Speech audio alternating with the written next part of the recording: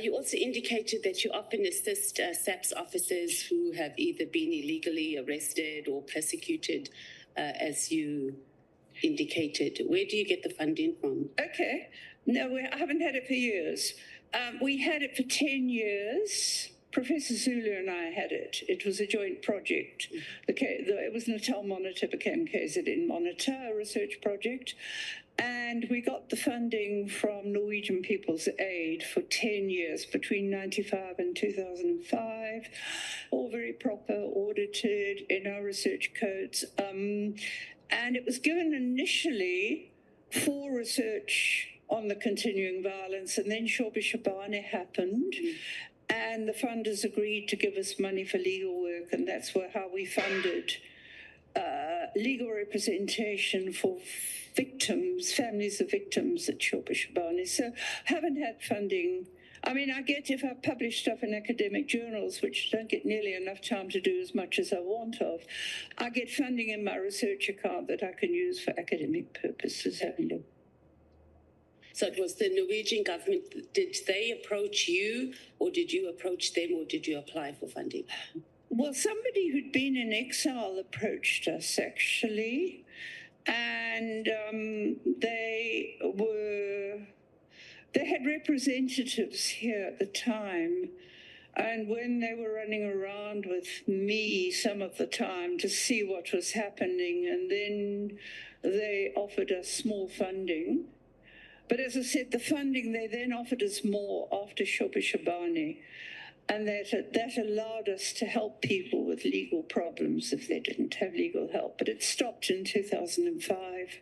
Okay, and who was the person that assisted you in facilitating the funding? You said there was someone? What was his name? Yeah, there was it was networked. The person, Paul Zulu knew someone who had been in exile, who was very close to ANC leadership. She's deceased now. She was Doris Kosana. And she'd been fairly well up in it. And we dealt with, she knew the Norwegian People's Aid people. That's how it happened. And they got interested in what was happening during the years of the violence. And I took them around, actually. They had the shock of their lives one day when we got chased out of a shack area that was later on going to be the site of another massacre. We didn't know what all the soldiers would do anyway, and they sort of got the message that maybe there's something going on here. Yeah. Okay. So you've also indicated to us that you're an expert on policing and policy and the Constitution, particularly around policing. When you send information that you receive, how do you sift through that information to determine that this is the appropriate person or institution or agency to send whatever information that you get to?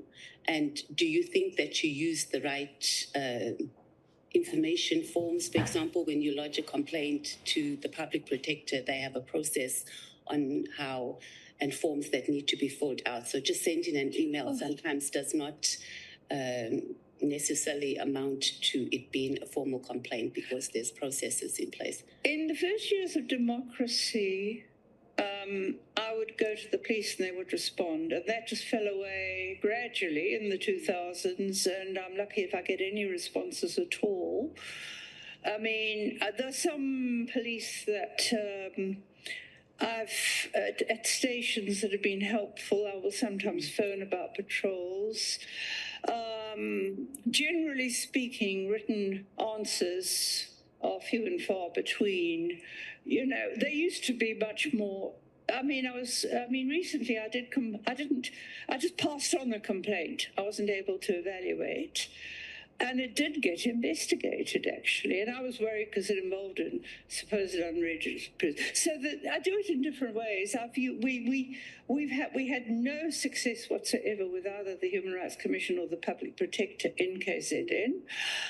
But we got the investigation into Gleeblands hostel by just before, I think it was the last report that Advocate Madonsela wrote, because a lawyer with whom I work, who used to be the head of the law department, knew her well.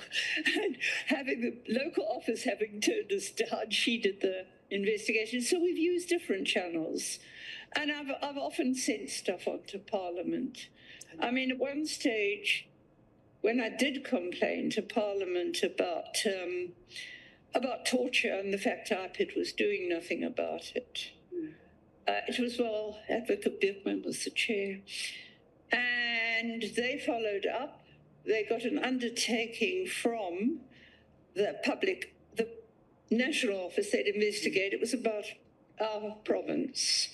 The guy came down here. He needed to see me urgently. I went out my way, and he said, look, I quite agree. Everything I've followed up looks right. And he got called back the very next day to head office because McBride had just arrived back, and I think he wanted a meeting, and that was the end of it. So we have had follow-ups in the course of the years to ask answers from, say, in that APID. So different